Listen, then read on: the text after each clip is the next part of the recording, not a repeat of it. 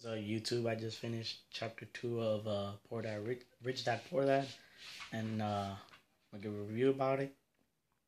And basically, what this chapter was talking about is that you stop buying liabilities and start buying assets.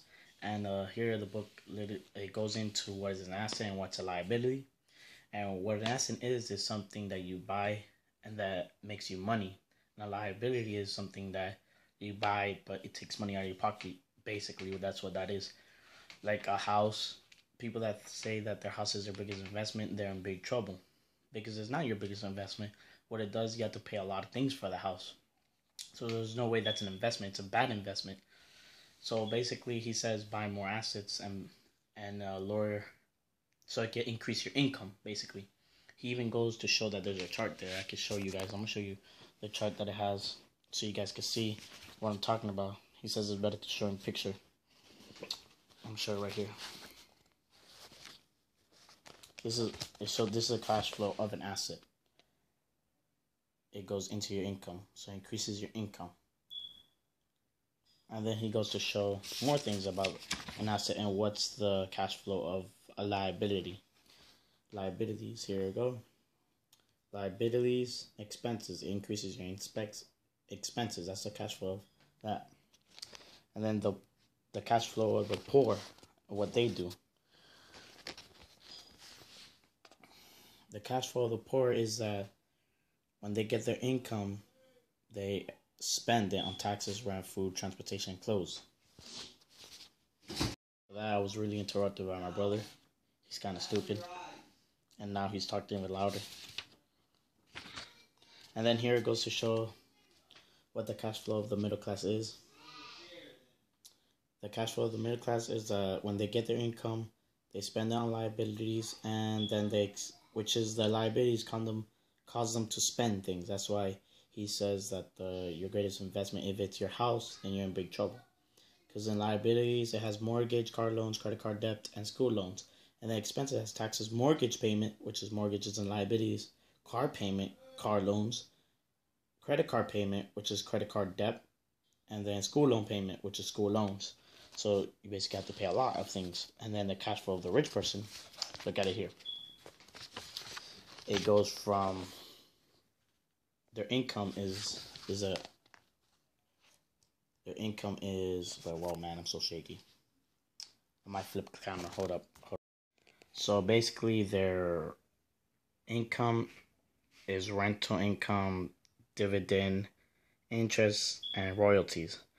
See, their expenses are barely nothing. And then their asset is real estate, stocks, bonds, notes, intellectual property, and their liability is barely anything, is mortgages, consumer loans, and credit cards.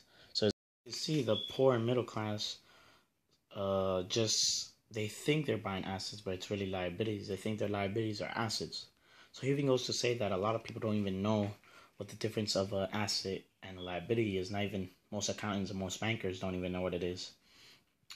And that he basically says that when he and his friend Mike went to school, when they were going older and older, they were getting in conflict with their teachers and their classmates, and they grew further apart from them because they started seeing that it was right what the rich dad was saying, that school just creates good employees.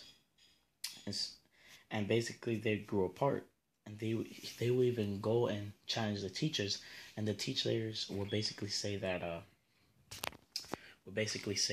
don't worry about money, like money's not important now, you just need a good education and the rest will follow. And they knew that wasn't true, because if yes, you could get, let's say you work for good money, but then let's say you don't have any foundation in financial education. Basically, your expenses are gonna go up because let's say you don't have no financial education and you're rich. They say you have good money. Basically, you're just gonna spend it and it's gonna go through the roof because you're just buying more liabilities and your expenses are going up. So you're basically not making enough money. So that's why you just can't. That's why those people that get rich out of nowhere, and let's say athletes that get rich and make millions of dollars, if they don't have a financial education, everything just goes downhill. That's why later on you just see them like 10 years later, you're an athlete. Let's say he's making millions of dollars, right, for a couple years. And then 10 years later, you see them in the street under a bridge. So basically, it is that what you need is a financial education. Let's say you want to build the Empire State Building, right? You need to build a really great foundation, really deep hole. You need to fill it up with fill it up with things to make it be able to stabilize. But let's say you just want like a house or something. You just need like 6 inches and pour concrete and a good slab of stuff just to make it like that. But what people are trying to do is build an Empire State Building with a 6-inch slab, which is not good enough. You need a good foundation with this thing. That's why, that's why people go broke, because they think they know how to get rich, but they really don't. That's why he says that I hate it when people say how to get rich quick, because they don't know the financial education yet. They need this is why it's called the lifetime study, because you just keep learning with it. It's not something you learn overnight. So basically, what this chapter was about is just buy more assets so it can make you more money, and stop buying liabilities so it can spend more money of yours.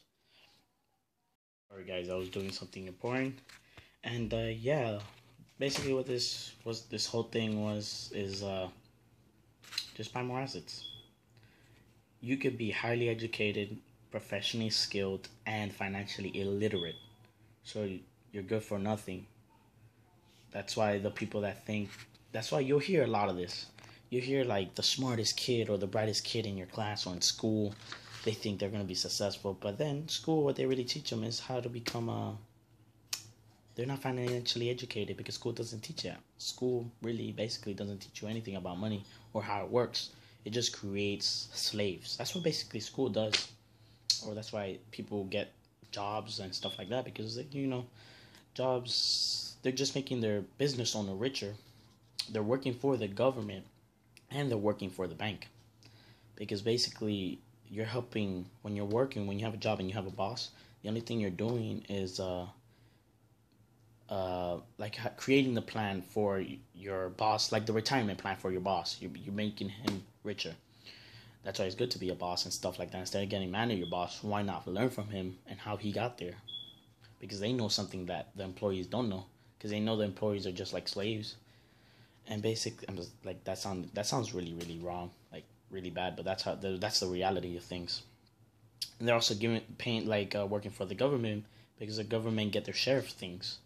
Like they work from January to May for the government, and they pay the government off and stuff like that. And also the bank, because they need to get off credit card debt and all those type of debts. And basically this chapter is really, really simple. Basically, just buy more assets. That's what basically this chapter is about. Just buy more assets.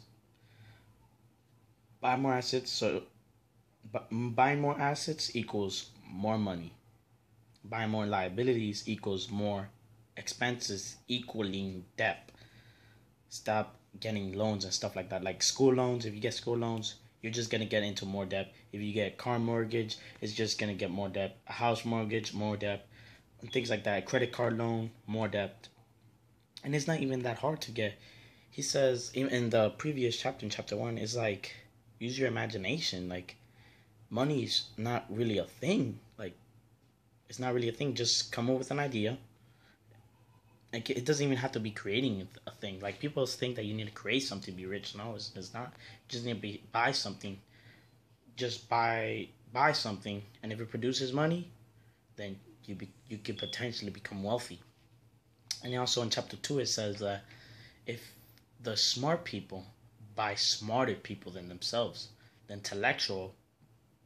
intelligent buy people that are more intelligent than themselves. That's what this chapter included. That's what the rich dad did. He wasn't highly book smart, but he'll buy people that were like that. And he will talk to bankers, accountants, all those people just to produce a plan. And Robert and Mike were there. And then, like in the first page, it says that Mike took over his father's business, and he even did better than his father, and stuff like that. So, this chapter was really good and informative. It really, every time I read a chapter or a page, it just opens up my mind even more. And I recommend this book. If you like the review, comment, like, and subscribe. Like, comment, please. Please. I don't know. It's kind of weird. And tomorrow probably I'll review chapter 3. It's a pretty short chapter I see here. And yeah, I hope you guys like the review. I hope I'm getting better at this. And yeah, guys, I will see you tomorrow or the day after that. Because yesterday I couldn't post because my week is kind of crazy. And yeah, comment, like, and subscribe. And see you guys tomorrow.